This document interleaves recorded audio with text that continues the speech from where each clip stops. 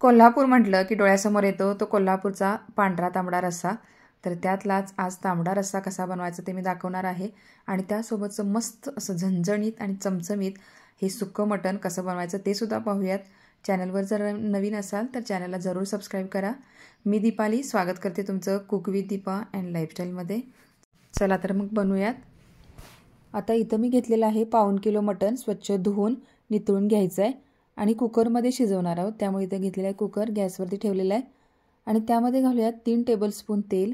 जास्त तर्री जर तुम्हाला हवी असेल तर आणखीन एखादा चमचा तुम्ही याच्यामध्ये वाढवू शकता. आता एक मध्यम आकाराचा कांदा इथं मी बारीक चिरून घेतलेला आहे आणि तो या तेलामध्ये छान असा परतून घ्यायचा आहे. चांगला परतला गेला पाहिजे. कांदा चांगला परतून झाला की याच्यामध्ये मटण घालायचं. थोडंसं जून असं मटण आहे हे आणि याच्यामधली जर चरबी तुम्हाला नको असेल तर ती तुम्ही काढून फेकून देऊ शकता. त्यानंतर 1 चमचा हळद आणि 1.5 चमचा मीठ घातलेला आहे. हळद आणि मिठामध्ये सुरुवातीला लो टू मिडियम गॅसवरती हे मटण चांगलं आपल्याला परतून घ्यायचं आहे. आणि आपण याच्यामध्ये मीठ घातले की नाही त्या मिठाचं खूप सारं पाणी याला सुटतं आणि रश्श्याला खूप एक वेगळीच चव येते. तर असं परतून झालेलं आहे. झाकण ठेवून देऊयात. आता 10 मिनिटं झालेली आहेत. आता त्यानंतर बघा याला किती असं पाणी सुटलेलं आहे आणि मटणाचे जे तुकडे आहेत त्याचे श्रिंक झालेले आहेत. त्यामुळे ही स्टेप इथं गाळायची नाही. आवर्जून हळद आणि मिठाच्या ह्याच्यामध्ये थोडंसं घालून 10 मिनिटं वाफवून घ्यायचं. मस्त असं एकजीव करून घ्यायचं आणि त्यानंतर याच्यामध्ये घालूयात कोल्हापुरी कांदा लसूण मसाला. आता तांबडा रस्सा म्हटलं की कोल्हापुरी कांदा लसूण मसाला त्यामध्ये आलाच. असेल तर आवर्जून घाला, नसेल तर तुमच्याकडे जे कोणतंही लाल तिखट आहे ते तुम्ही घालू शकता. पण कोल्हापुरी कांदा लसूण मसाल्यामध्ये भरपूर सारे गरम मसाले आणि कांदा आणि लसणाचा भरपूर प्रमाणात वापर केलेला असतो.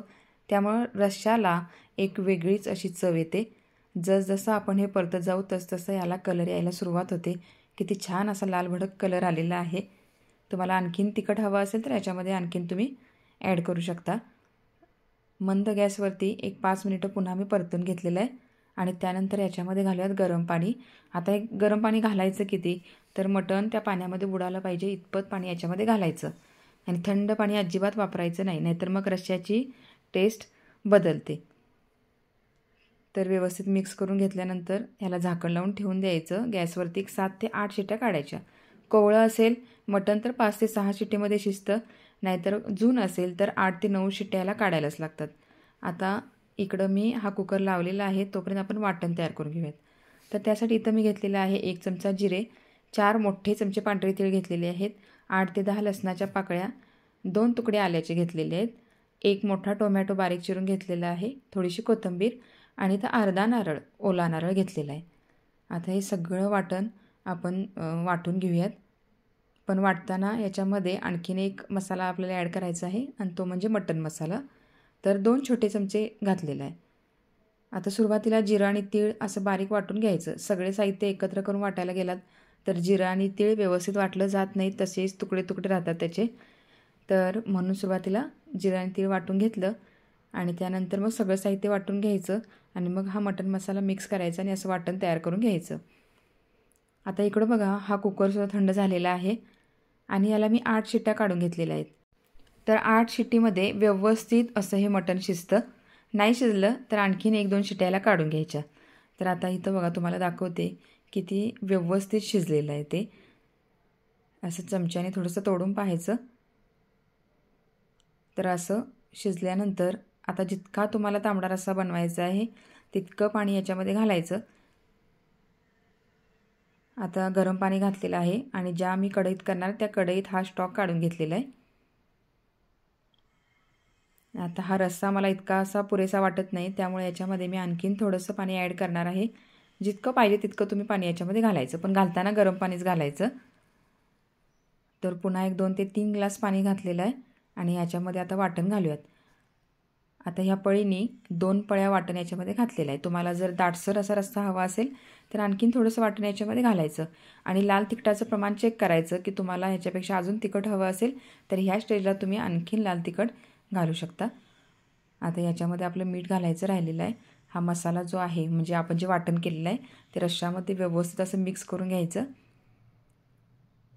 आणि आता सुरुवातीला मटण शिजवताना आपण मीठ घातलं होतं तर ते चेक करायचं. कारण आपण याच्यामध्ये पाणी वाढवलेलं आहे.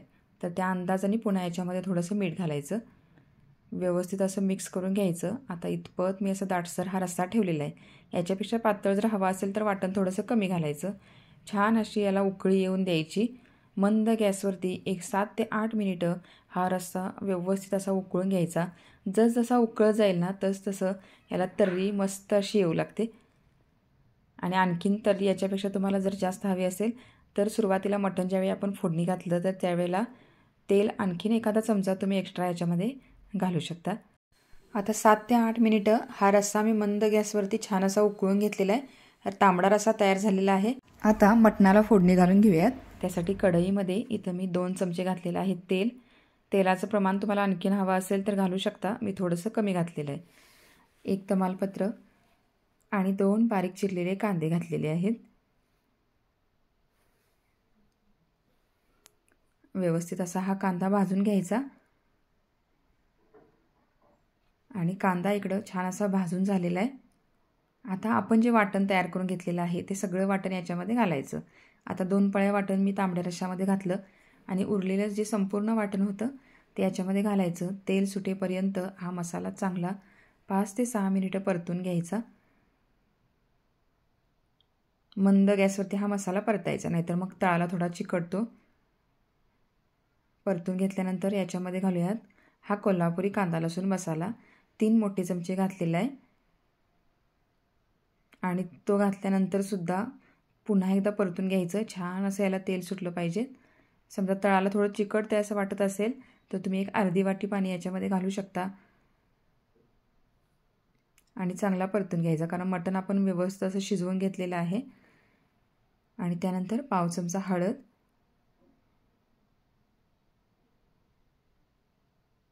पूर्ण असं हलवत राहायचं. आता मसाल्याचं जे पाणी होतं ते थोडंसं मी याच्यामध्ये पुन्हा ॲड केलेलं आहे.